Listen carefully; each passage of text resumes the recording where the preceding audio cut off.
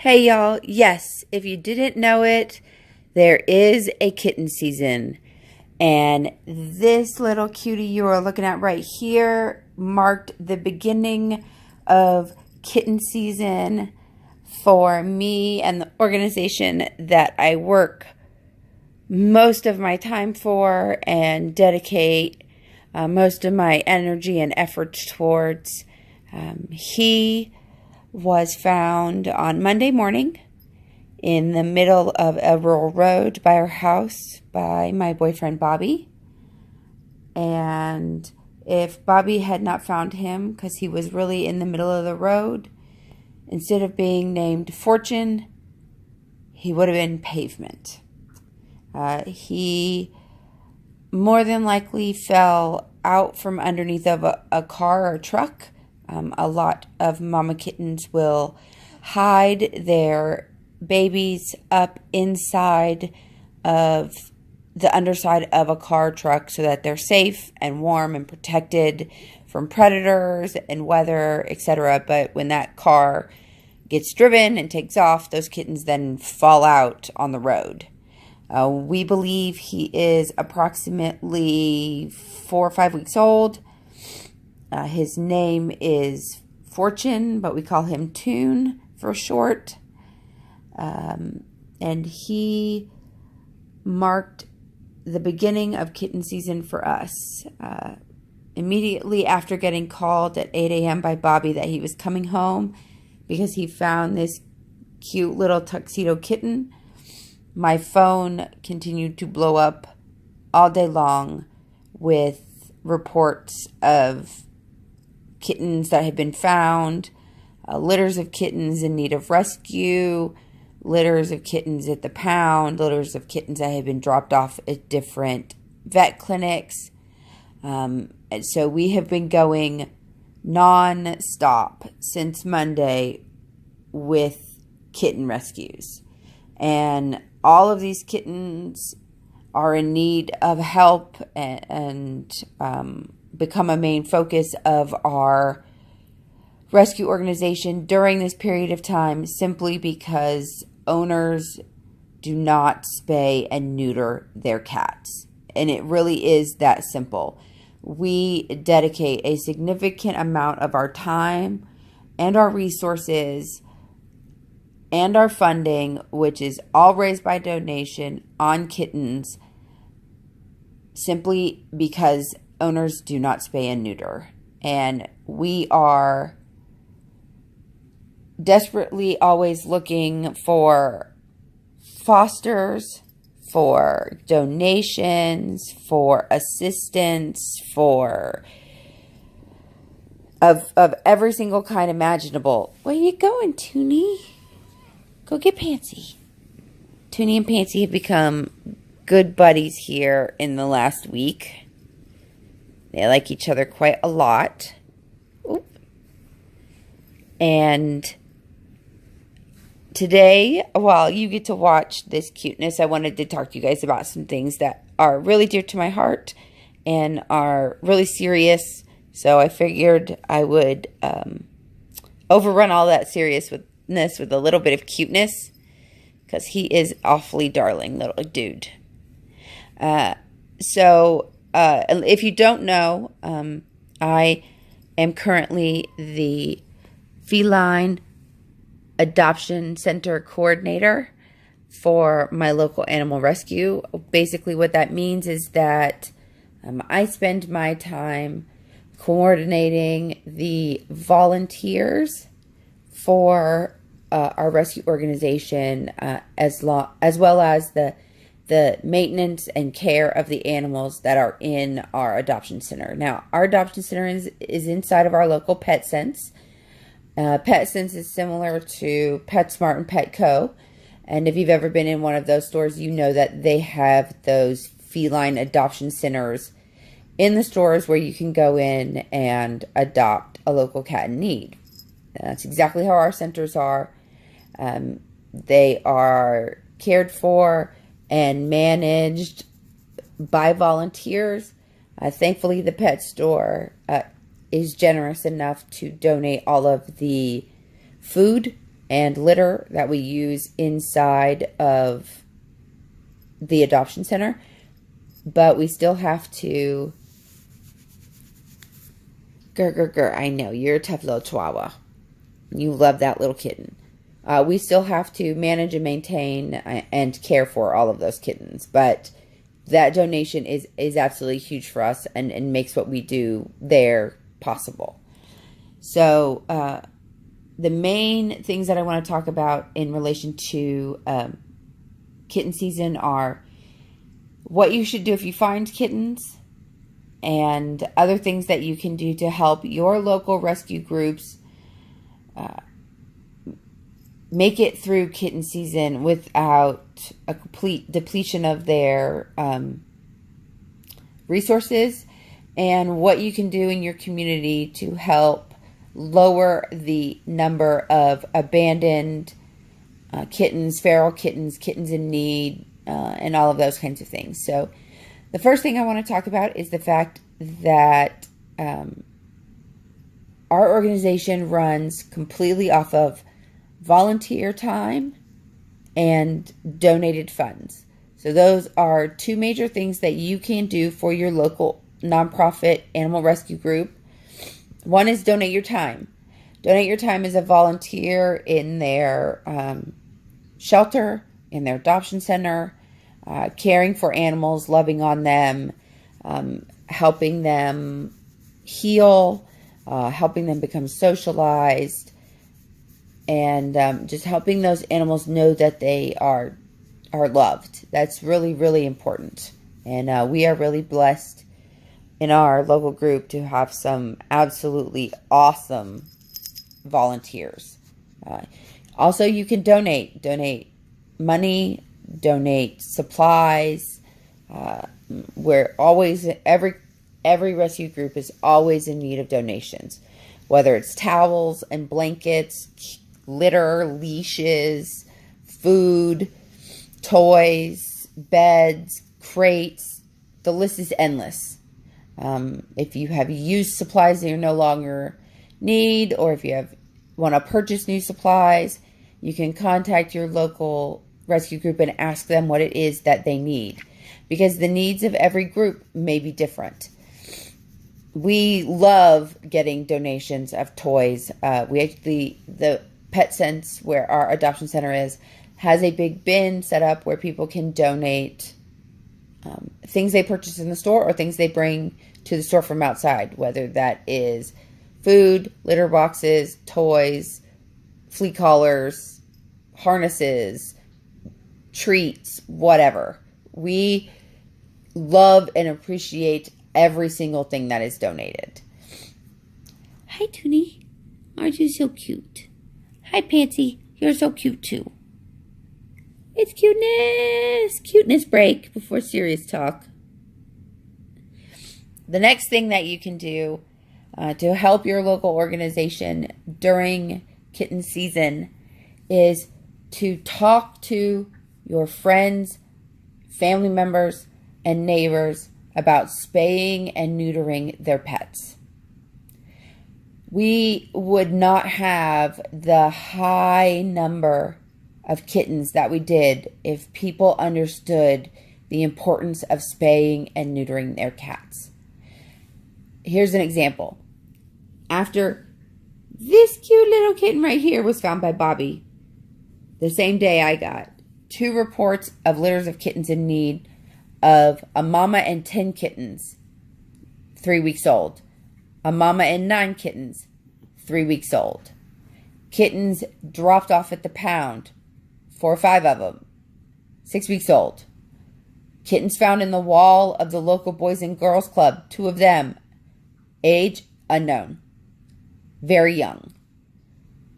Some of these kittens are so young that they have to be bottle fed every couple of hours if they are found without their mama. They need constant care, constant upkeep, constant attention and management to make sure that they survive to be old enough to be adopted. So just discussing the need for spay and neuter and why it is so important is absolutely huge. The more people who understand that spaying and neutering saves the lives of so many cats and dogs that would otherwise be euthanized simply because adoption agencies and rescue groups don't have the space to house them all or find homes fast enough for them. When you spay or neuter a cat or dog, you allow a rescue organization to divert funds that would have come from a litter of kittens or puppies being brought to them into saving other animals in need. Animals that may have severe injuries, animals that may have severe illness like mange or parvo. The simple act of spaying and neutering your animal can make such an enormous difference in the lives of so many cats. In addition, spaying and neutering helps to prevent mammary tumors, helps to prevent uterine pyometras, helps prevent testicular cancer. All of these things can happen in dogs and cats that are not spayed and neutered. So you actually help elongate the lives of your pets by spaying and neutering them. If you talk to friends and family members about spaying and neutering and their main objection is price, let them know that local organizations are always willing to help anyone who wants to spay or neuter their pet, because it is a preemptive action on our part to prevent animals from ending up in the shelter. So we will always gladly assist anyone who wants to spay or neuter their pet. Locally here in Oklahoma, we have what is called the Spay Neuter Network. And it is a network of local clinics whose main duty is to spay and neuter and vaccinate and deworm animals for anyone in the public, for any rescue organization, and they do it at a discounted price. I believe the spay or neuter for a small dog or a kitten is $25 or $35, depending on their size. At the same time, you can also get your pet a rabies vaccine, get them up to date on any other vaccinations they need, and have them dewormed for a total of $37. So you can find out if networks like this exist in your area by contacting your local animal rescue group, the ASPCA, the local pound. All of these places know about these resources and are willing to share them with you and help you get into those clinics and get your animal spayed and neutered, because it means fewer animals come through their facilities. In addition, if you want to help, feel free to pay for somebody's animals to get spayed and neutered, to help them book those appointments, to reach out to those organizations and let them know that you want to donate directly towards the spay and neuter of an animal. We absolutely love when that happens. It is so, so important to us. Locally, there's actually a lady who runs a retail store and who is a really big animal lover. She actually has a local rescue group come out and do an adoption event at her store every single weekend. And she has a jar on the table where her register is where people can donate to spaying and neutering and feeding rescue animals and helping other animals to get spayed and neutered. She actually, when people come in to her store, because she runs a flea market on the property where her store is on the weekends, who tell her that they have kittens that they need adopting and all of those kinds of things, she actually offers to pay out of her own pocket to have those animals spayed and neutered. She traps animals and takes them to be spayed and neutered just so that we don't end up with more kittens like Fortune who end up either dumped or lost or in need or in the pound who can get euthanized. I mean, just spaying and neutering makes such a huge, enormous difference. Education, involvement, ask, help. Drive them to the clinic. Call the clinic for them. Whatever it takes. Just get the people around you that you know and love to spay and neuter their animals. The next thing that you can do is foster. Call your local rescue group. Let them know that you want to foster. Most animals are only in foster for a short period of time. Usually it's the time between when they are rescued and when they are put up, especially with kittens and cats, when they are rescued, the time between when they are rescued and when they can get into the spay-neuter clinic to be spayed, neutered, and vaccinated and go up to the adoption center. So a lot of times cats and kittens are only in foster for a short period of time. Now during kitten season, because the animals being brought in are so young, like I said earlier, we've had just this week 2 very large litters of kittens that were 3 weeks old. Well, they can't be spayed, neutered, and adopted until they are 8 weeks old, which means they have to spend 5 weeks in foster care. Thankfully, we have had some amazing people step up to foster these animals while they are growing and while they are waiting to be old enough to be adopted and be spayed and neutered. Here's another look at what kitten season looks like. Oh yeah, isn't that fun? Kitten scratches. Oh, but he's so cute. So fostering is absolutely necessary and absolutely important. We could not do what we do without our fosters. And any organization that you contact, if you only want individuals, if you only want adult cats, if you only want, single kittens, or if you want to take on animals who have special medical needs or have to be bottle fed every couple of hours or may end up being longer term fosters simply because they have medical issues or they may be an animal that's harder to rehome because they have issues of social damage or had to have a leg amputated or had to, as you can see, these 2 are just goofy. Or had any number of issues, or caring for an animal who may have mange or parvo or feline HIV, anything. I mean, there's so much need for so many different kinds of fostering, and any group that you reach out to will willingly work with you to find an animal who will fit into your home for fostering. So don't feel like maybe just because you already have a dog and so therefore you must have a cat that is dog friendly that you wouldn't be able to be a foster. I promise you they will find a cat that can be fostered in your home.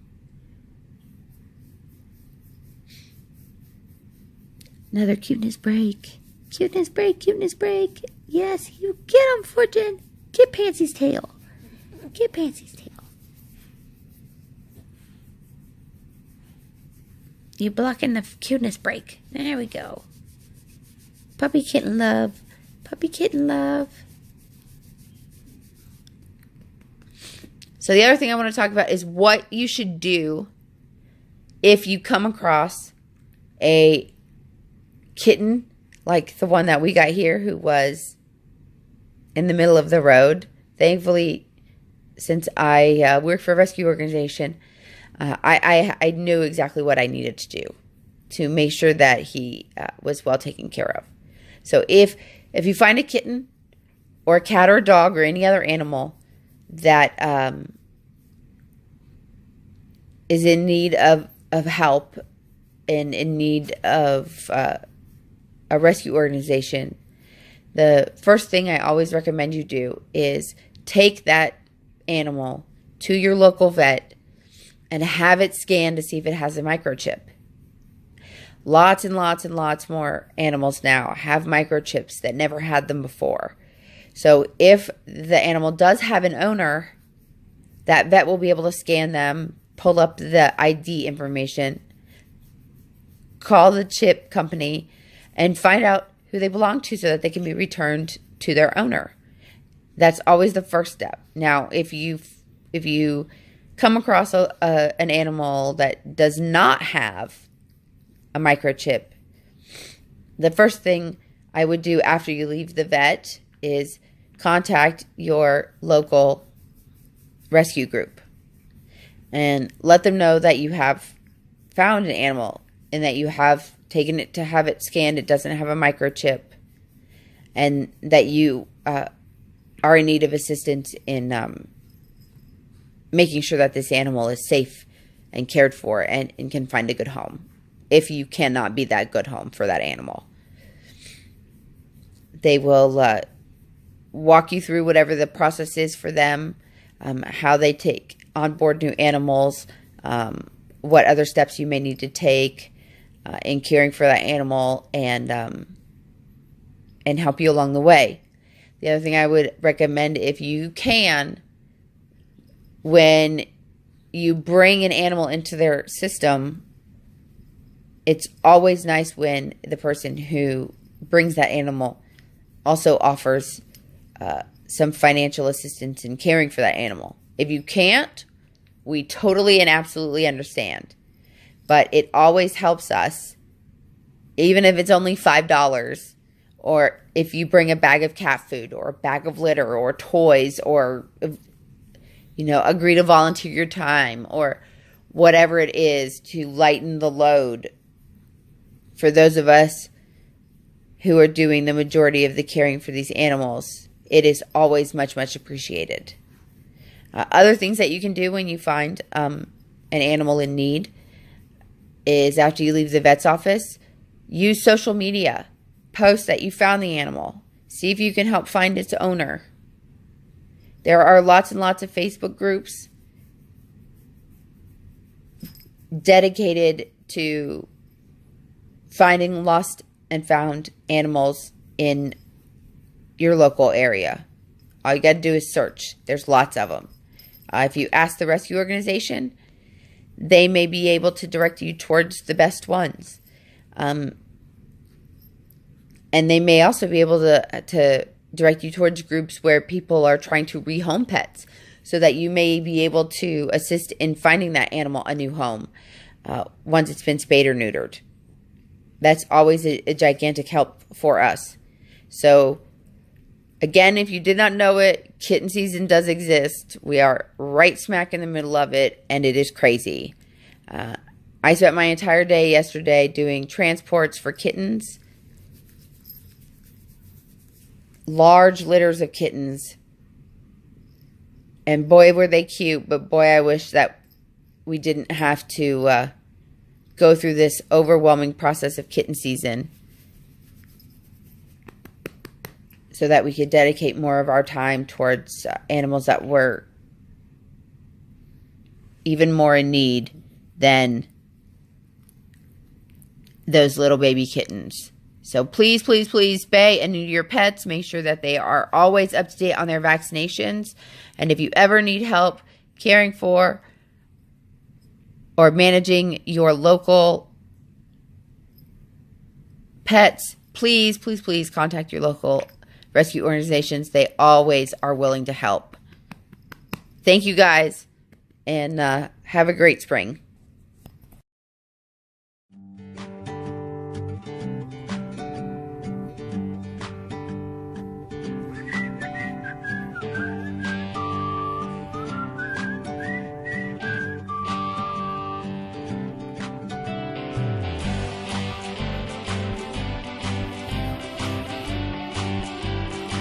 that your little buddy, Pansy? Hey, your little buddy. I don't think your little buddy knows that your little buddy is a cat and not a dog.